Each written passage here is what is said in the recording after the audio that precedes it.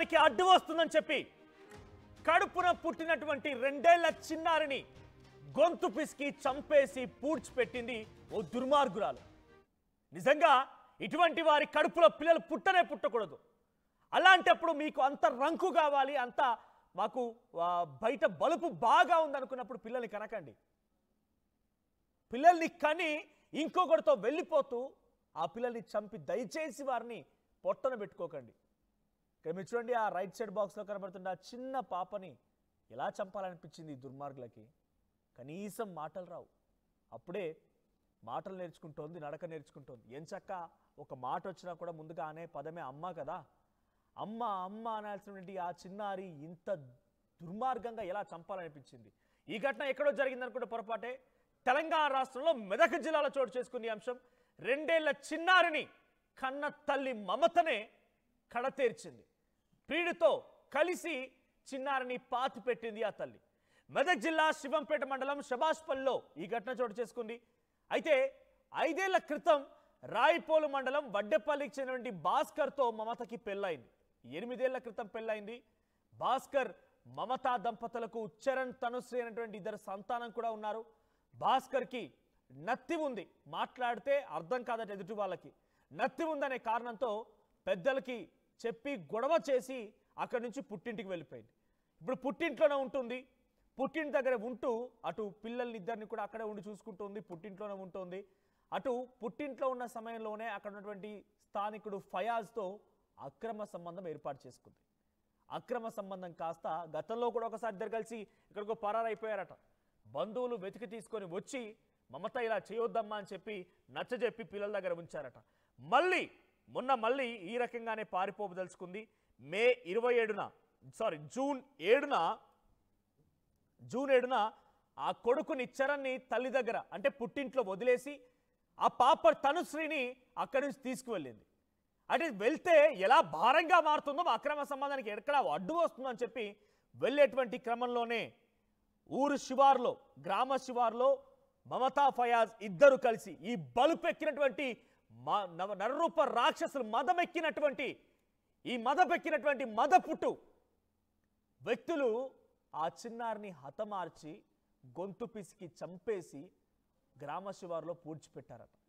అక్కడి నుంచి పూడ్చిపెట్టి మళ్ళీ పరారైపోయి అలాగే గుంటూరుకు వెళ్ళి బతుకుతూ ఉన్నారట. ఏపీకి వెళ్ళి అక్కడే ఒక రూమ్ తీసుకొని అక్కడే ఉంటూ ఉన్నారట.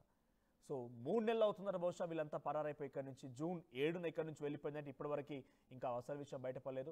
ఇటు భర్త మిస్సింగ్ కేసు నమోదు చేశాడు.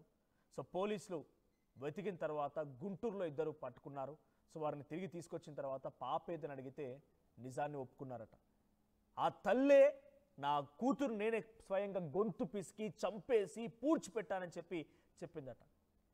9 మాసాలు మోసి కని పెంచినటువంటి ఆ పాపపు చేతులు ఎలా వచ్చాయి ఆ పాపను చంపడానికి? 2 ఏళ్ల చిన్నారి కదా. నిజంగానే ఆ పాప మాట్లాడి ఉంటే మొదటగా పలికే పదం ఏంటి? అమ్మనే కదా. కనీసం నువ్వు ఆ గొంతు పిస్తున్న సమయంలో ఆ పాపకి ఏం తెలియదు, ఆ తల్లి నాకు పాలిస్తుందేమో, నా ఆకలి తీరుస్తుందేమో, లేకుంటే నాకు రోజులాగే స్నానం చేయిస్తుందేమో, నా చేతులు మర్దన చేస్తుందేమో అనే రకంగా భావించి ఉంటుంది కదా. ఆ చిన్న పాపని చంపాలనేటువంటి మనసు ఎలా వచ్చింది దుర్మార్గురాలకి? పిల్లలు లేక నానా మంది తంటాలు బట్టి అష్ట కష్టాలు పడి హాస్పిటల్ చుట్టూ తిరుగుతూ ఉంటే మదమెక్కినటువంటి ఈ మహిళ మదంతో ఇంకొకరితో వెళ్తూ రంకుతో వెళ్తూ ఆ పాపని తీసుకెళ్ళి చంపి పూడ్చిపెట్టిందట.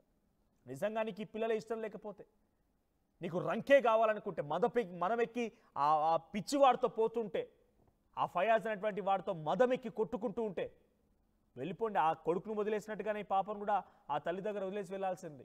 వాళ్ళు కష్టమో నష్టమో ఏదో ఆ పాపను చాదుకునేవారు.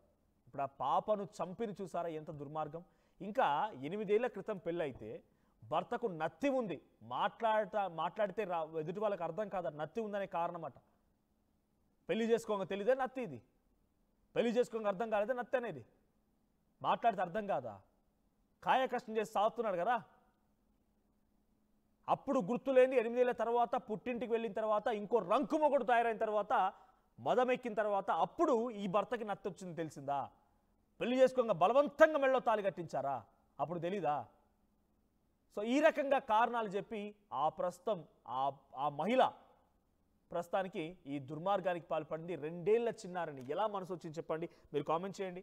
2 ఏళ్ల ఆ చిన్నారిని చంపడానికి ఎంత ఎంత ఎంత దుర్మార్గురాలు, ఎంత పిచ్చి, ఎంత పైశాచికం. వీటన్నిటికంటే ఒక రకంగా చెప్పాలంటే మదమెక్కి కొట్టుకున్నటువంటి, బలుపెక్కి కొట్టుకున్నటువంటి చేష్టలే కదా ఇవన్నీ. కన్న కూతురుని ఎవరైనా కడదేర్చుకుంటారా? కింద చూడండి, చాలా అమాయకంగా మొహం పెట్టి కనిపిస్తున్న ఇద్దరు కూడా వాళ్ళే ఇద్దరు ఇప్పుడు ఆ పాపను చంపింది.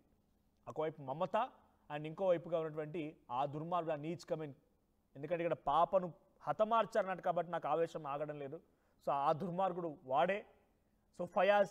సో ప్రస్తుతానికి ఈ స్పాట్ నుంచి మా ప్రతినిధి మహేష్ లైవ్లో సిద్ధంగా ఉన్నారు. మహేష్, సో ఏంటి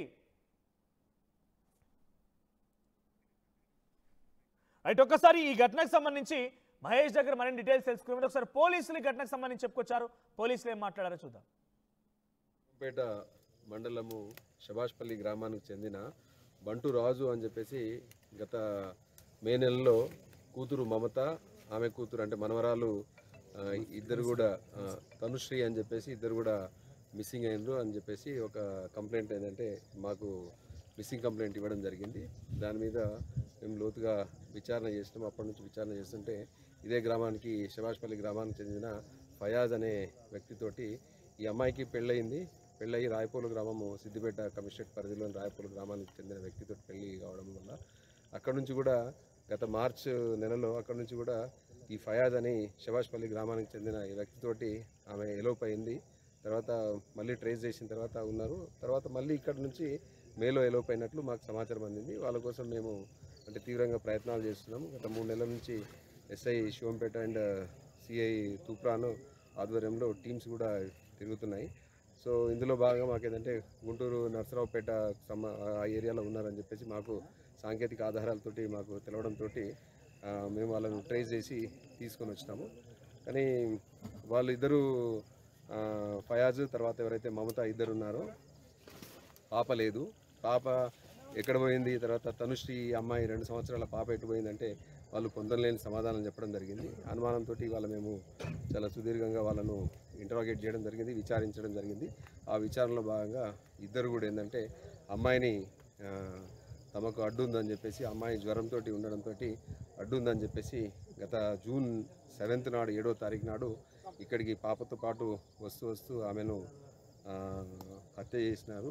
తర్వాత గొంతు నులిమి హత్య చేసి ఇక్కడనే శభాష్పల్లి ఈ ఏదైతే పొలాల్లో ఈ వాడుక పక్కన ఒక గుంత తీసి దాంట్లో కూర్చడం జరిగిందని చెప్పడంతో ఇవాళ మేము మొత్తం పోలీస్ టీమ్స్, తర్వాత మెడికల్ ఎక్స్పర్ట్స్, డాక్టర్స్, తర్వాత తహసీల్దార్ గారు, శివంపేట తహసీల్దార్ గారు ఆధ్వర్యంలో ఇవాళ దీన్ని శవాన్ని మేము వెలికి తీయడం జరిగింది. గత 3 నెలల నుంచి ఉండడం వల్ల, గత 2 నెలల నుంచి విపరీతంగా వర్షాలు పడడం వల్ల శవం పూర్తిగా కులిపోయిన పరిస్థితిలో ఉంది. ఇది కేవలం ఏంటంటే తమకు పాప అడ్డు వస్తుంది, తమ సంబంధానికి అడ్డు వస్తుంది, పాపను తొలగించుకుంటే తమ సంబంధము కొనసాగించుకోవచ్చు అన్న ఉద్దేశంతో వీళ్ళు హత్య చేసినట్లుంది.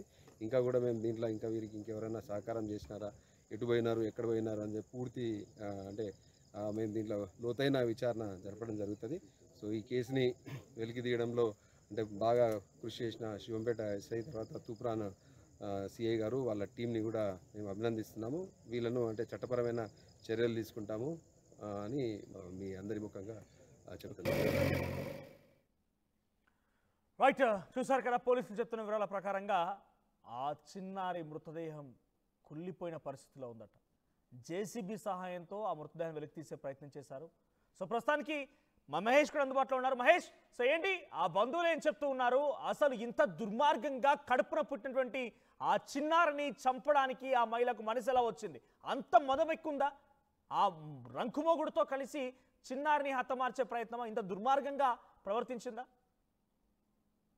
ఖచ్చితంగా మనసు మెదక్ జిల్లా శివంపేట మండలం శభాష్పల్లి గ్రామంలో ఉన్నటువంటి మంగమ్మ రాజు దంపతులకు 2 కూతుర్లు ఉన్నారు. మొదటి కూతురు విజయగా చెప్పుకోవచ్చు, రెండవ కూతురు మమతగా చెప్పుకోవచ్చు. గత 8 సంవత్సరాల క్రితం ఈ యొక్క మమతకు ఈ యొక్క రాయపూల్ మండలం వడ్డపల్లి గ్రామానికి చెందిన భాస్కర్తో వివాహం జరిగింది.